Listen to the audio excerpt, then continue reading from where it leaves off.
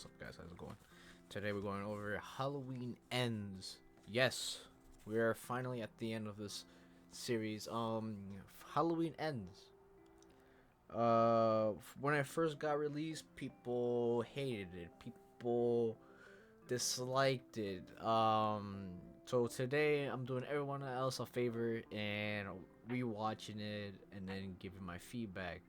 At this point, I've already watched it, so there's no point in me saying that. But I did write, obviously, some things, the entire synopsis. Yeah, so you guys know what the rundown is already, and so let's just get right into it.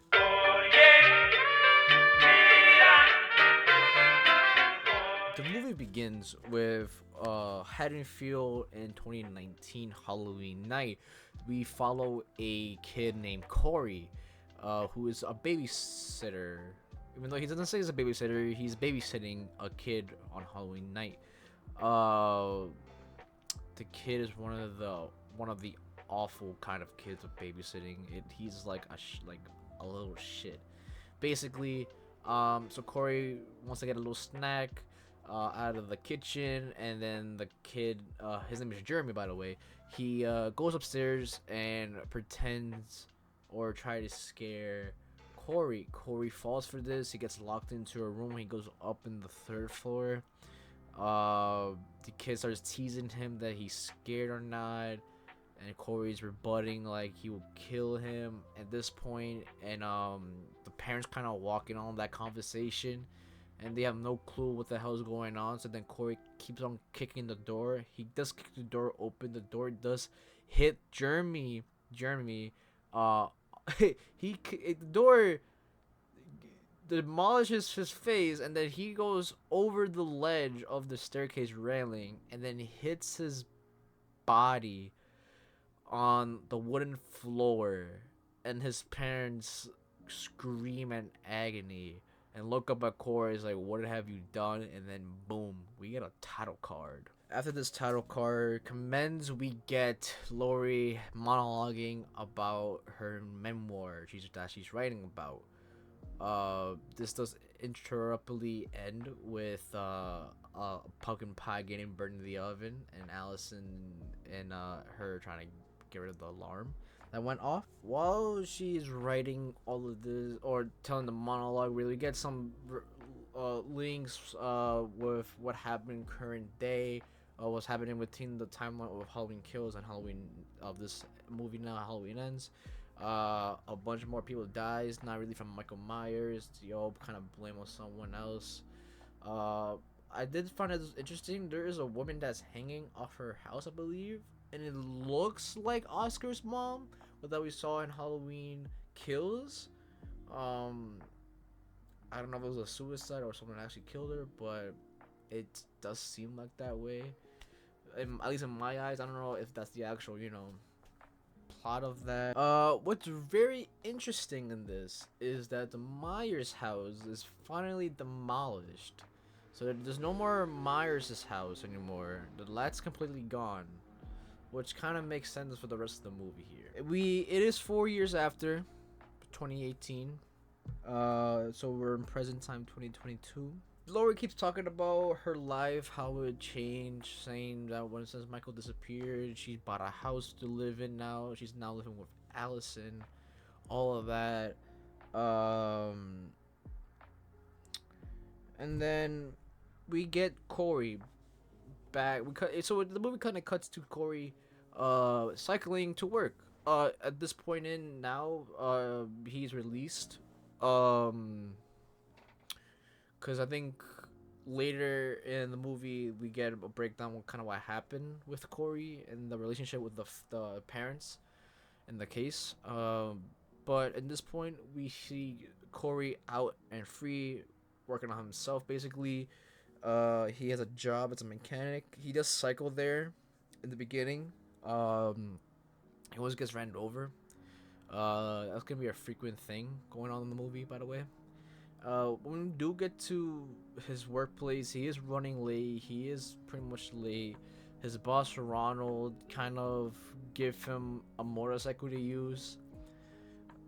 He eventually does fix it, and then make he pretty much uses that as his main vehicle in this movie. Allison uh seems like she's on her way to work. It's not really unclear, but I think that's what it is. So Allison is gets pulled over by her ex, Doug Mulaney.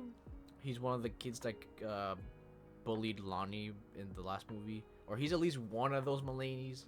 That's and now he's a cop, and we have some relationship going with him and Allison that they used to date, and he kind of misses her.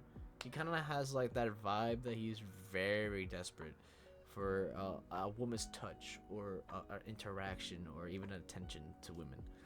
Um, and then we get another cut to Corey cycling his way into a gas station.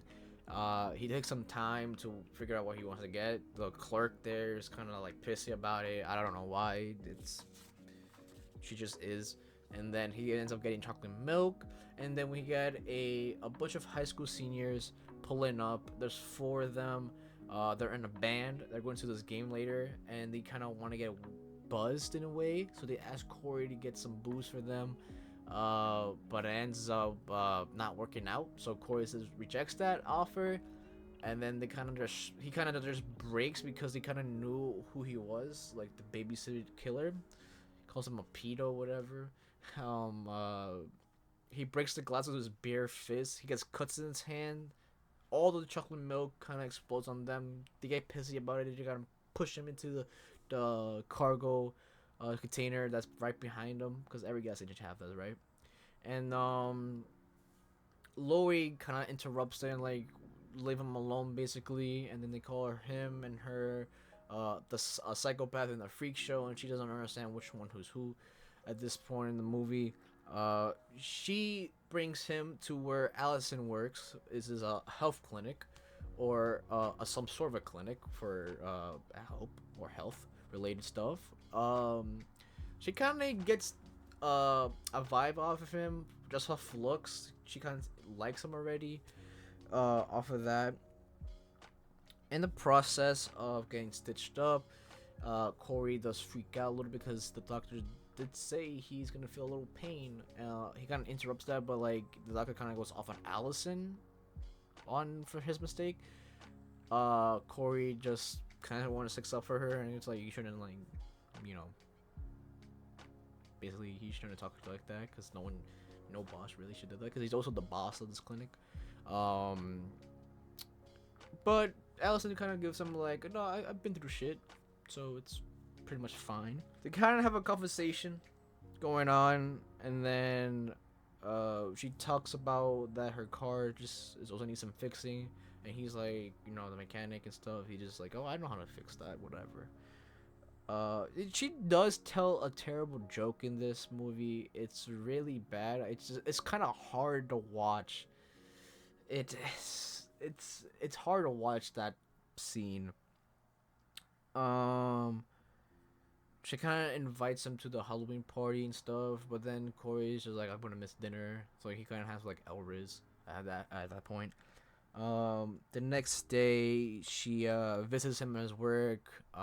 It also turns out that one of the seniors had to come in with his dad because Corey and Lori kind of stabbed his tires to get a flat, and then they came in with a flat tire, and his dad's kind of abusive towards the senior, the kid, which is kind of what kind of energy that kid's giving off to any else, but in this story is Corey. After this, it's basically Corey trying to rizz up again. He tries rizzing up Allison, and then it cuts to Lori and Frank Hawkins in a grocery store basically, and he they catch up together, you know. They catch up. This is like more of like a side note. The like Frank, not more like the character, the actor of this, the way he's kind of like shown in this movie for me at least, is kind of odd. He doesn't look fitting. He looks fake. He looks like they kind of shot this after the fact, but it looks so weird to me that how he looks in this movie or how he's shining in this movie. That's what's kind of giving me an odd look about this. uh Lori goes outside to she goes to the car, and then she gets stopped by Sandra's sister. Yes, Sandra is alive. For some reason she is, but she's alive, and her sister kind of goes off on Lori of saying like, you basically brought Michael back. She kind of almost killed my sister. She all this trauma hitting. She's just going pinning on Lori. This part kind of gets me mad because it's like you don't know what she went through. You don't know what actually went through. You're trying to stick up for you. So I do get that, but I hate you. You know, as a character, I hate you already. You give me like a bad intention of you already.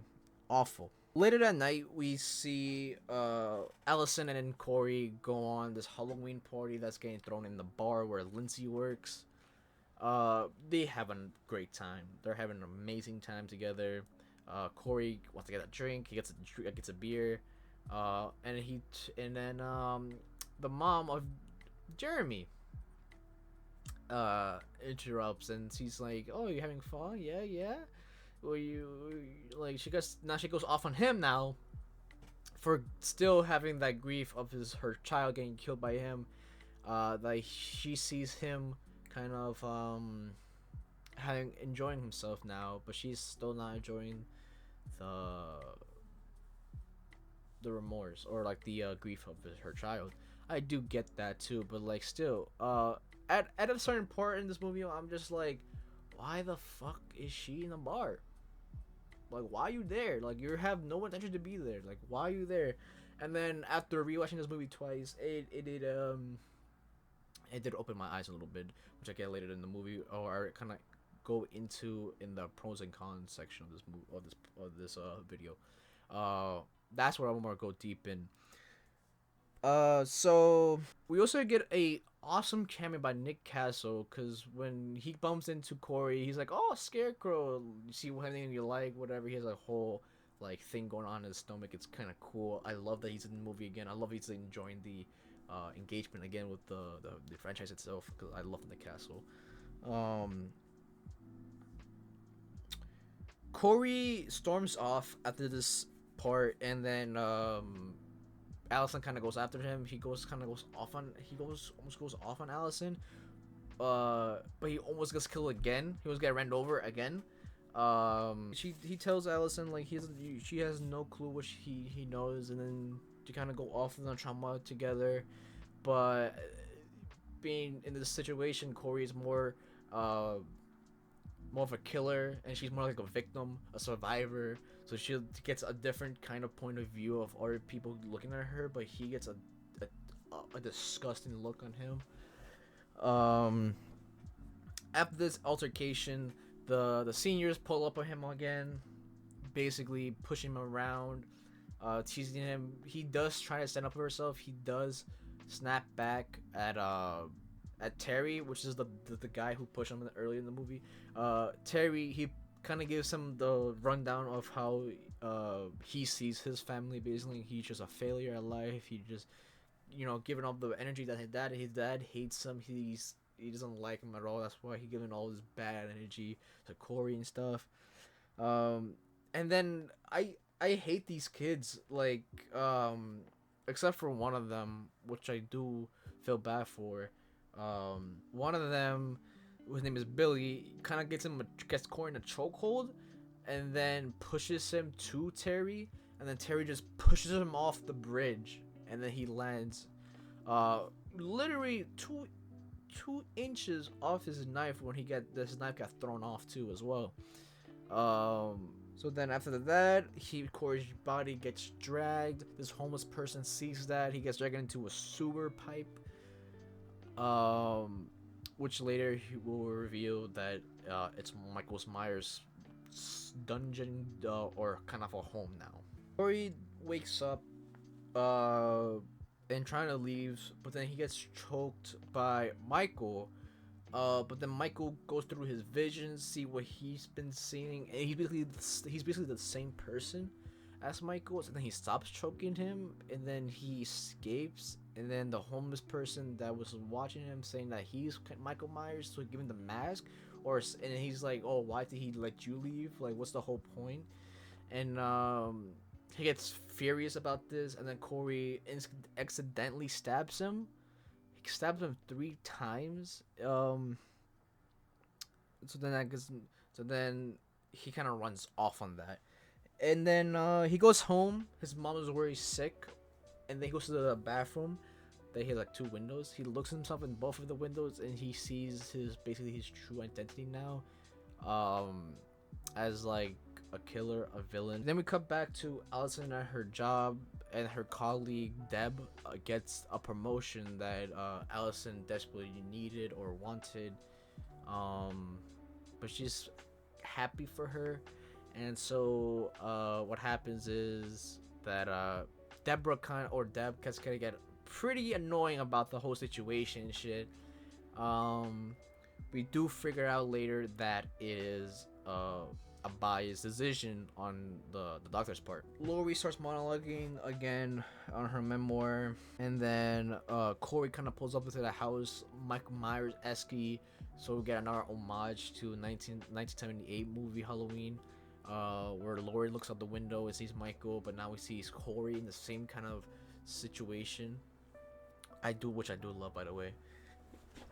He just kind of just wants to talk to Allison, gives her the rundown about his first killing. So he goes to the house that it all started, and this house is abandoned. Hence why the mother is now kind of in this bar now. She's, has no house, has no shelter necessarily, and he gives us the rundown in the house, what kind of happened. The bloodstain kind of still there. And then this basically says that this is Corey's Michael Myers' house. Basically, this is his house. This is where his first killing happened. This is all where it started. This is giving a lot of villainy archy.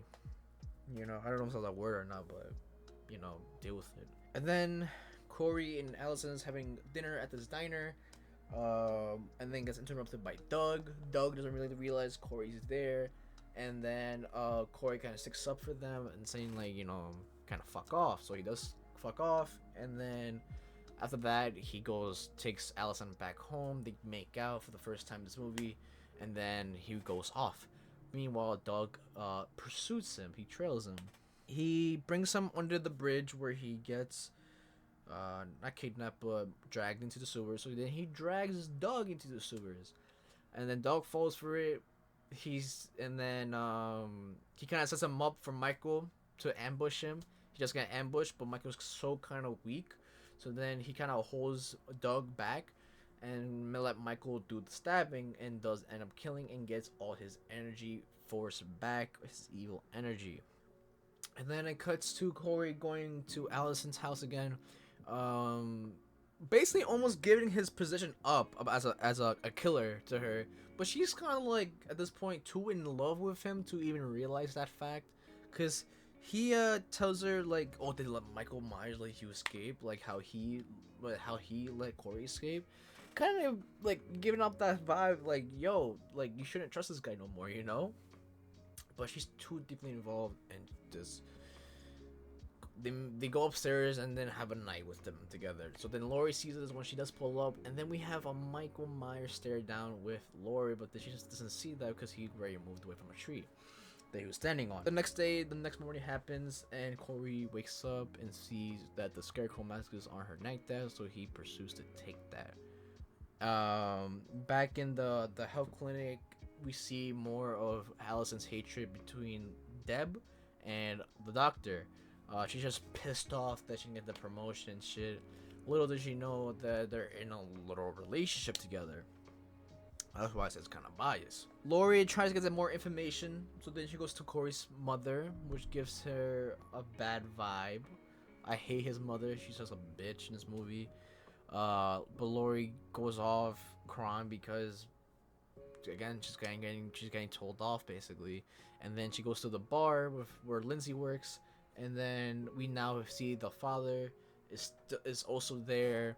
Um, but he does have a job, so it's not always there. So he tells her the rundown about Corey, how he's a nice kid, but then recently came off a bad vibe, and it's not him anymore. It's some evil spirit. How Lori kind of sees within Michael. Then it cuts to Deborah, or I'm gonna call it Deborah, cause fuck it, why not? And then the doctor, uh, they kind of go toward like they go to his house. She's like, it's so rich. What's up? And he told her, get ready, get nice and comfy, whatever. We're gonna have parties. That's what I called our happy hour to get naughty together. But it cuts short with Corey stabbing the doctor multiple times with a corkscrew that he popped open for the wine he was gonna pour out. Deborah runs and screams, and then Michael comes out and then pins her to the wall while she's attempting to do 911, and then kills her with the iconic, one knife to the chest, pinned through the wall, tilted head, and then they get the fuck out of there. Now, Corey and Allison are now on top of Willie's like radio station, where in the entire movie basically he's like a radio host. He's always getting played on the car. Always talking about the scary stories, spoofs about Michael Myers and or such scary movies like those. They both come off the top of the building. He gets confronted by Willie. Willie tells him to like basically get the hell out of here. So then they literally get the hell out of there because now they hate. Well, more Corey hates Willie now, and we get his relationship with his mother again. She's kind of pissed at him now, like, oh, with this bitch in your face, like in your life now, you have no time for us. Like, how could you, whatever. And she's so bipolar because she does one thing and she's like, oh, what happened? What happened? And then she proceeds to give him a kiss on the mouth. It's weird. It's weird. I forgot to mention that Ronald, his boss, is his stepfather because the vibe and the relationship they had together in this movie, it's kind of giving him that stepfather vibe. And then she tells him to get out of the house, right? And then he goes to his supposed Myers house, and Lori's there to wake him up, saying like, you can't date my granddaughter, whatever, that like that kind of lingo, basically. And so Corey rebukes, he talks back to her, and then he proceeds to go to the sewer where Michael is and fight Michael over the mask because that's what he needs now. This is where people kind of got upset about that because Michael's supposed to be this immortal spirit person that doesn't really get beat up that easily, but then for some reason in this part he gets beat up, and I totally get that, but then once you hear my breakdown, it's gonna be such breeze or such a more easier talk to talk about. So then after retreating the mask, the Michael Myers mask, he lures the seniors to the dump that he works in. Yeah, it's referred as a dump because the kid says it's a dump later in that scene. But yeah, they lure him to the dump. He has a whole plan set up. As soon as they come in, he locks the gates that was the entrance, and has a truck set up where there's supposedly one straight line towards the gate. They start investigating. They start trying to do their own plan to with his bike to mess up his bike even more. So then So then Terry tells Billy to go back to the car to see if it's safe or not. And then Terry calls him again. He actually walks up this time, and then he finds Billy end up dead with one of his drumsticks in his eye. Um, so then after that commences, the truck starts up, and so then the truck starts strafe running through uh the two girls there. Margot ends up the one last to be climbing over the like the gate because like the other character, I forgot her name. I think her name is Susan. Jumped over before she did, and then Margot got pretty much ran over, but she's still alive at this point. But she's really aching in pain. She's under the gate, under the truck. Um, and then Susan tried to help her and stuff. But then Corey comes out with like a wrench, and basically just whacks Susan in the head and bludgeon her to death basically. Um, and then Terry finds Ronald in his office at the dump, asking for help. So then they both load up. He has like a marksman rifle kind of, and then Ronald has like a revolver. Ronald investigates, finds Marco alive, sees Susan dead, and then sees Corey take off the mask. And then Terry sees this too, and then lines up his shot. But instead, Ronald takes the shot for him and gets headshotted to death, or he does die from a headshot. And then Corey disappears, and then Terry runs over to Margot saying like everything's gonna be fine, kind of cool and stuff like that. But it turns out Margot says, it's over for you too. And so then Corey comes in with like those lighter torch you use for like with you have to use the mask and then whatever like that. He uses that thing, torches Terry's mouth, and I'm so thankful that he did this to him because he deserves the worst pain ever. Like everyone here except Margot, I feel like Margot's the more innocent senior here. She just kind of get dragged about this, but the way that she ends also kind of gruesome, and I kind of hate it that way too, because she didn't really deserve all of this. But then Corey eventually ends Margot by stomping her head. Very very like vicious. All this gory stuff, all these kills are phenomenal. Like how effects are, but practical they are, but like the true intention of this investment, it's too much. He drives to Willie's, where Willie's is doing another radio like broadcast, is what I guess called. So he goes in there, he sees the secretary. It's Halloween night, by the way. I don't know if I mentioned that already, but the secretary thinks that it's a kid in a costume, whatever, but it's actually Corey. And so like she ends up getting killed by Corey. You don't know really how because it doesn't really show it. But then next week you just see Willie playing a tune on a vinyl. And then Corey comes in and then basically head smashes him onto the like the thing used for the vinyls. I forget what it's called, by the way. I'm super sorry. And then he takes scissors and cuts up his tongue because it's already showing all of his teeth, also like all of this down, and his tongue goes on like the thing that spins with the vinyl that plays the music, and that keeps going over, and it kind of has this static feel of like it sounds like breaking up of the radio station. And then it cuts to Allison pulling up to the diner that Corey told her to go because they're both gonna leave Haddonfield for once. And she waits there. And then Lori calls, but she gets straight to voicemail. She drops a message to Allison, and then Allison goes to Corey's house, where his mother's died, and she's knocking, and no one responds. And it goes back to Lori in her house.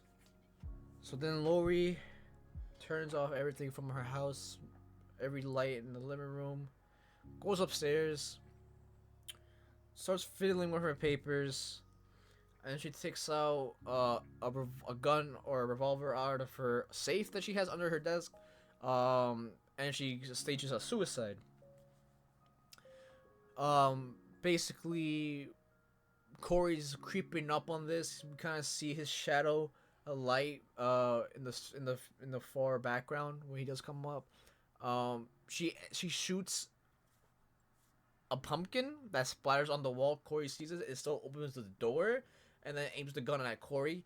So then Corey gets shot twice, and she says that you think she was really gonna kill herself? Boom, boom, boom. Corey falls off the like the rail, and then hits the floor on the first floor. Laurie comes down. He kind of unmasks himself, saying like it's Corey and everything. Um, Laurie says like, you really think that Allison is gonna really be with you, whatever. And at this point, Allison's already pulling up to the house. So then Corey is being the villain, and they're like, if he can have her, no one will. So then he stabs himself in the neck, and then stages it as Laurie stabbed them. So then Allison see that Laurie's actually the bad person that killed her boyfriend, and she can't be trusted.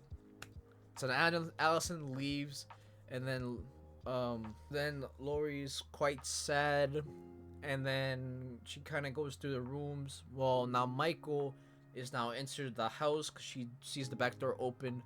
So she kind of figures out that it's someone in the house, so it's Michael Myers.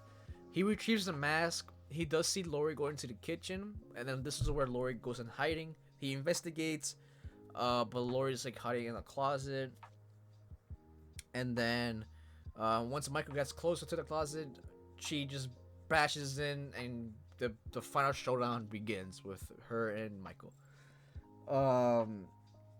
It ends with Laurie pinning him to the table with every angle, so his basically creating crucifix with his knives on through his hands or through his like arms, and again he has a refrigerator on his left leg, and then his other leg is also stabbed. And then he uses his right hand to choke out Laurie for one more time, and then we have this like basically this flashback of basically everything we saw in the last two movies,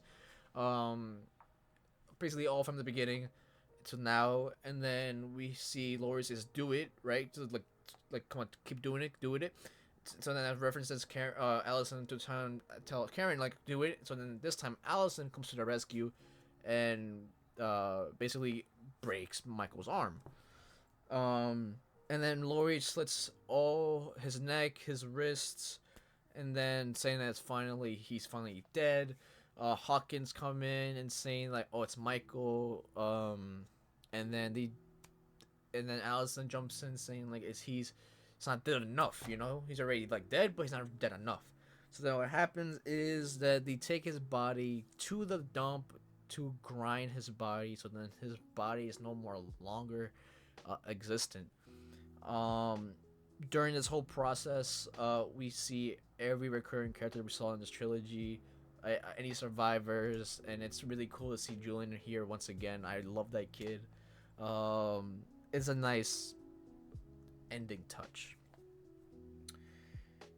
To wrap everything up, Laurie and Allison make up for whatever Corey had made them to do, split.